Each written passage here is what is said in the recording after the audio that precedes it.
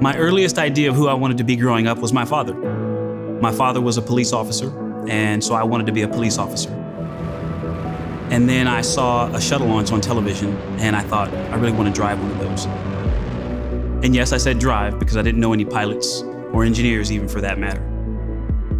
I'm a public servant, and I have been for 22 years, since January of 1998.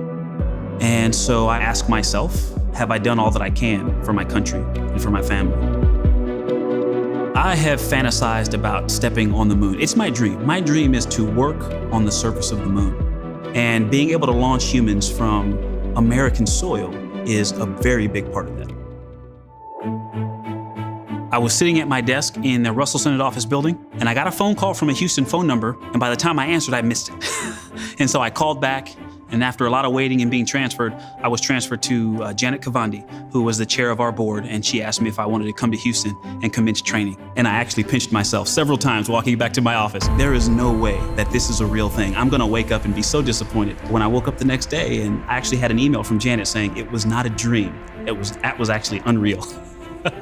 He's a lieutenant commander in the United States Navy, where he flew F-18s. He came to us from Washington, D.C., where he was serving as the United States Navy Legislative Fellow in the United States Senate. Victor? Being selected for this job, you can't help but to think of, I've got so many friends that I know could do this job well.